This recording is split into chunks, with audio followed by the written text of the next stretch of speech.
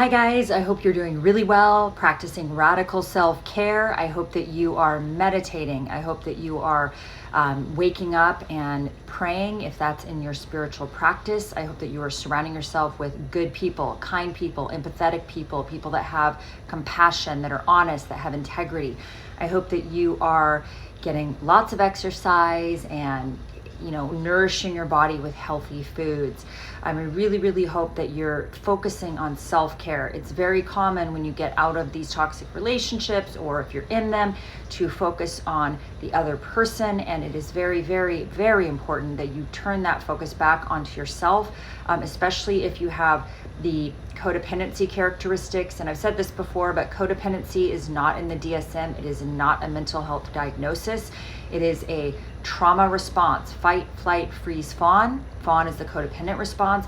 It is usually incorporated into a person's repertoire when they're children, and it is a learned pattern of behaviors of people pleasing, accommodating, fixing, putting other people's needs, wants, desires, and feelings above your own, and relegating yourself to second-class citizenship. You probably learned that as a survival mechanism in your family of origin if there was a lot of chaos. There's other patterns and characteristics of codependence, but just know it's not a mental health diagnosis. It is a pattern of behaviors, and if it was learned, and if it was a sort of adaptive response to chaos and confusion and abuse or neglect in your family, it can be unlearned. So if you have that, there's so much hope for you, because you can change these patterns. One very simple, the way I look at it is one of the strongest cures for codependence is simply to learn and set and participate in healthy boundary setting, right? Healthy boundaries. Learn what they are. Learn what your internal boundaries are, your external boundaries. Learn about emotional boundaries, intellectual boundaries, physical boundaries, sexual boundaries, financial boundaries. Know what those are for yourself. Set those boundaries and maintain your protect yourself, right? So a lot of times people who have trauma have a hard time protecting themselves. It's your job to learn how to protect yourself and to protect and heal that little kid that was in that chaotic, abusive environment. And a lot of times when we go into our trauma response, what we're doing is our brain is getting hijacked, and we turn into, mentally, we turn into that little kid that was in fear and that was being abused and being neglected, and we sort of lose our ability to, logically and in an adult way to manage and regulate our emotions, or it gets impaired. So this is all about learning how to regulate your emotions, how to calm down your autonomic nervous system when you're in that state of trigger, when you're in the trigger trauma response, like learning how to soothe it and nurture it and calm it down and take care of that little darling baby that you were, that little kid that was in that place of fear. So that's my spiel. If you want private coaching, go to coachcat.org. I am going to go over gaslighting in this video. Gaslighting, what is it? Yuck, it sucks. Gaslighting, what it means. I'm going to give you some dictionary definitions. To manipulate someone by psychological means into questioning their own sanity or reality. Psychologists use the term gaslighting to refer to a specific type of manipulation where the manipulator is trying to get someone or a group of people to question their own reality, memory, or perception.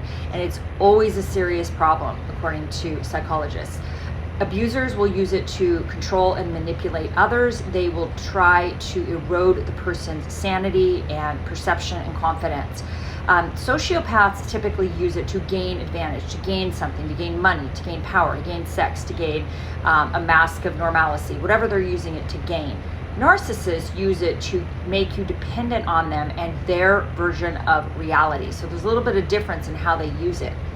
In therapy, a narcissist will often use gaslighting to make their partner try to look crazy, unstable, and to make them question their own perception or what happened. Signs that you might be a victim of gaslighting. You feel that you cannot get it right and you cannot do anything right. You start to question your own memory, your sanity. You don't trust your own perception. You start to feel insecure. You find yourself making excuses for bad or abusive behaviors. You hide them from others. You're hesitant to share them with others because you're like, oh no, they couldn't really mean that, or no, I don't know. You make excuses for the abuser, and if you're hiding something from the person, then it's something to really hone into. You don't trust yourself. You start to question yourself, and you lose confidence in yourself. You struggle making decisions. You often, again, second guess yourself. You simply cannot make decisions. You cannot trust your own perception of what's happening. Your self-esteem starts to erode. You start to devalue yourself. You start to go, oh, I don't know. Maybe I don't know. Maybe I am wrong. Maybe I'm misinterpreting. Maybe I didn't hear it right. You start to really question yourself. Abusers will work very hard to lower your self-esteem. They do this so that they can be in the position of superiority and they can gain power over you. You may be a victim of gaslighting if you start to feel depressed, you have a lack of self-worth, you start to feel guilty. The abuser will often blame you for things that are not your fault. For instance, my personal example is I was blamed for an earthquake avalanche that happened in Nepal that killed 9,000 people, as if I'm that omnipotent. So gaslighters' words often do not match their actions. They constantly lie to you, and the lies in the beginning are very subtle, but then they start to build, and the lies get much more sort of sophisticated, and they're very they're sophisticated, they're subtle. You don't know you're being lied to. But little by little, they'll lie more and more to you. They use your fears against you to control you. Your worst fears are used against you. Gaslighters may try and isolate you and make you dependent on them so that you're only listening or hearing their version of reality. You start to question everything. You start to second guess yourself. The abuser may try very hard to define what is normal. They like to influence how you think and feel about yourself.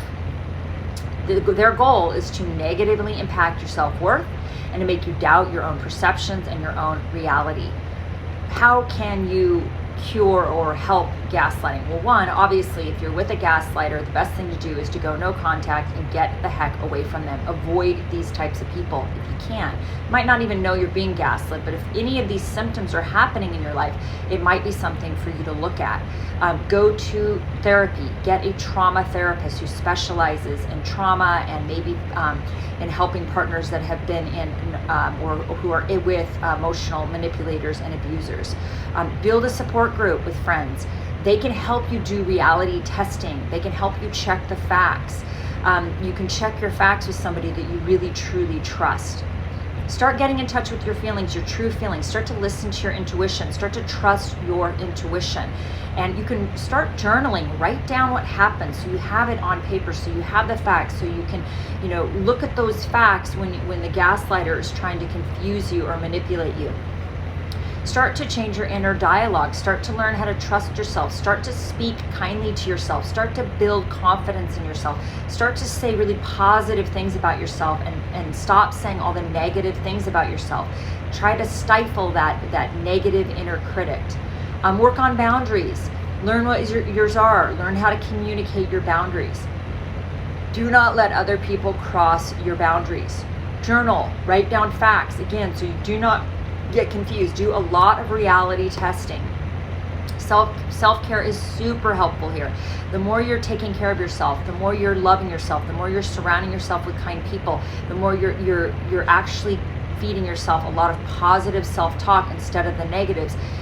You're going to be less susceptible to this person and trusting their version of reality, which is usually it's a false narrative. So I hope that this is helpful for you. I hope this will help you understand a little bit more about gaslighting.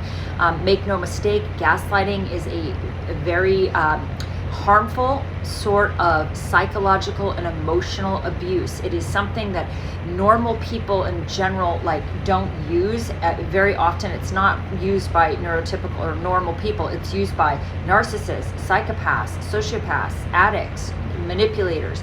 This is a very deliberate attempt to make you question your reality, your sanity, your perception, to keep you under them, to keep them in the power position, to keep them in the superior position, and to manipulate you and harm you. This is abuse. Make no mistake about it. So I hope this is helpful, and I hope you guys are practicing radical self-care. I hope you're treating yourself with a lot of love, a lot of kindness, a lot of decency.